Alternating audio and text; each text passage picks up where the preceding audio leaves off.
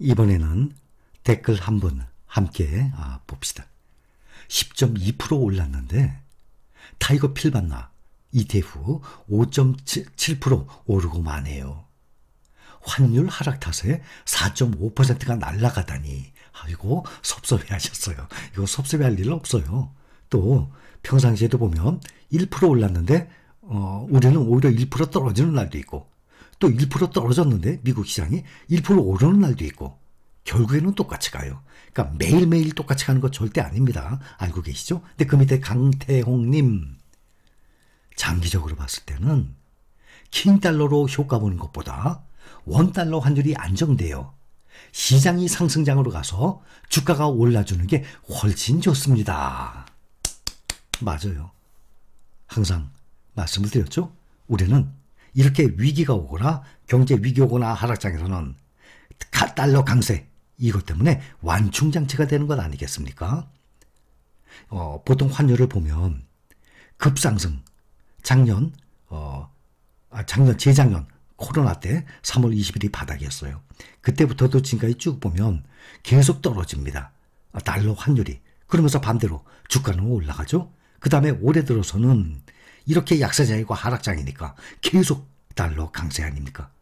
달러 강세는 올해와 같은 이 하락장에서 이 하락의 폭을 줄여주는 완충장치 역할을 해줘요. 그러니 얼마나 안정적입니까? 20년 재작년 3월 20일 바닥이었어요. 그때 환율 1254원 후 계속 하락을 했어요. 대신 주가는 반대로 올라가잖아요. 이거는 완충장치 역할을 하는 것입니다. 올해 연중으로 본다면 똑같이 S&P 500, SPY죠. 달러로 투자했어. 마이너스 17.4%야. 그런데 타이거 S&P 500이야. 똑같이 S&P 500에 투자하는 거 아닙니까? 마이너스 8.5%야. 벌써 10% 가까이 차이가 나죠? 완충장치. 또 나스닥도 QQQ 마이너스 29.6% 현재. 타이거 나스닥 100 마이너스 21.3%. 이것도 10% 가까이들 한 8, 9% 차이가 나죠? 이렇게 완충장치예요. 그래서 오늘 보면 지금 엄청나게 떨어졌죠? 환율이. 1,400원을 넘어갔던 환율이 지금 1,320원대로 완전히 뚝 떨어졌어요. 뭡니까? 그만큼 주가가 상승하니까 앞으로 주가가 더 상승해서 1,320원대로 떨어져야 돼. 1,300원대 아래로 떨어져야 돼요. 주가는 계속 우상향해서 1,300원대 이하가 아니라 1,200원대 이하로 또 떨어져야죠. 이렇게 떨어지게 되면 또 외국인 자금이 또 국내로 또 들어오게 됩니다. 들어오게 되면 가장 먼저 매수 시작하는 게 또 반도체, 삼성전자 종목들이거든요. 항상 지금까지 그래왔습니다. 여기 하나 보면 미국 주식 주간 순매수 상위 종목하고 나왔습니다. 11월 3일부터 9일까지 항상 가끔 보죠. 보면 TQQQ 1등이에요.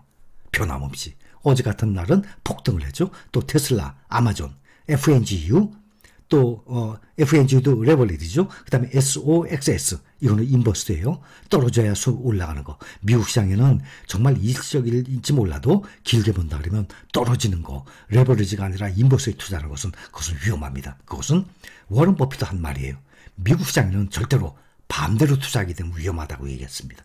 그 다음에 알파벳, 애플, 그러면 미국 테크탑 된 종목들 항상 우리가 봐왔습니다.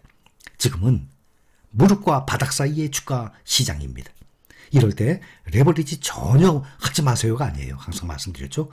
많은 비중을 두지 마시고 여러분들이 3배로 오르내리니까 감당할 수 있는 그런 금액 가지고 이렇게 무릎과 바닥 사이에서 조금씩 매수해 나가다 보면 이것이 나중에 강세장이 오게 되면 큰 돈이 되거든요.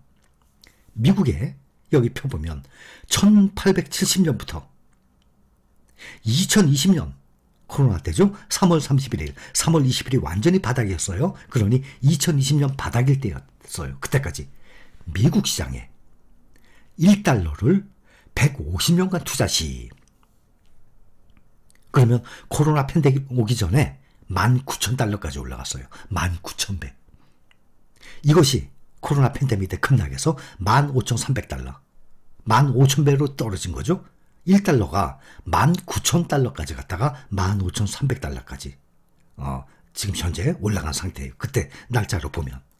그러면 2020년 3월 27일 그때 보면 S&P 500이 2,541이었어요. 참 쌌었죠? 불과 그렇게 오래된 게 아니에요. 불과 2년 몇 개월 전이에요.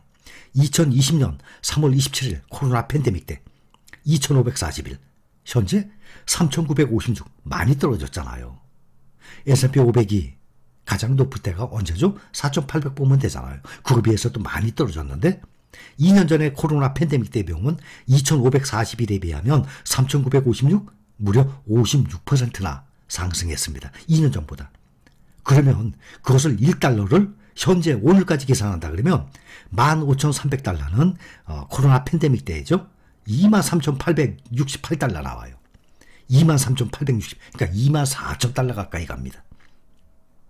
또 나스닥을 보자 그러면 2020년 3월 27일 날 7,502. 근데 이것이 작년 11월에 16,000까지 갔으니까 불과 2년도 안 됐는데 얼마큼 올랐죠?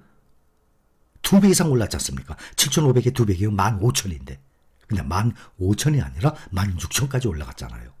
그랬다가 지금 11,000으로 떨어진 것 아닙니까? 그러면 2년 전에 비하면 48%.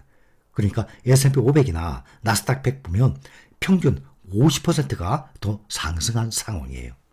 현재 이렇게 많이 떨어졌는데도 불구하고. 그래서 이 댓글처럼 미국의 지수가 많이 올라갔을 때 우리 거 안 올라갔다고 섭섭해하거나 절대 그럴 이유 없어요. 꾸준히 장기적으로 보면요 똑같아요. 그렇게 보시면 돼요. 그러니까 원화로 투자하든 아니면 달러로 투자하든 똑같다고 말씀드린 것 아니겠습니까? 그 다음에 또 금융투자소득세 말씀을 드렸죠. 내년 초부터 시작할지 아니면 2년 유예가 될지 아직 그걸 모르는 상태예요. 근데 11월 10일자 어제 아닙니까? 기사도 보면 민주당 야당이죠. 지금 야당이 더 많아요. 국회에. 금투세, 금융투자소득세 예정대로 내년 1월 1일 시행, 강행 시사하고 나왔습니다. 아직 확실하게 100% 결정은 난 건 아니지만 민주당에서는 내년 예정대로 내년 1월 1일부터 시행을 한다고 나왔어요. 어떤 건지 다 알고 계시죠? 금융투자소득세. 그러니까 원화로 투자하든 달러로 투자하든 똑같아요. 세금이 250만 원 공제하고 수익이 난 금액에서 몇 프로죠? 22% 세금 빼는 거 아닙니까? 그게 달러로 투자하든 원화로 투자하든 똑같은 거예요. 또 2천만 원 이상 수익이 나더라도 이 종합소득세 또 포함이 안 됩니다. 그러니 수익률이 얼마큼 나든 투자 금액이 얼마이든 간에 관계가 없는 거죠. 정부가 2년 유예를 추진 중인 금융투자소득세가 더불어민주당의 반대로 내년 시행될 가능성이 커졌다.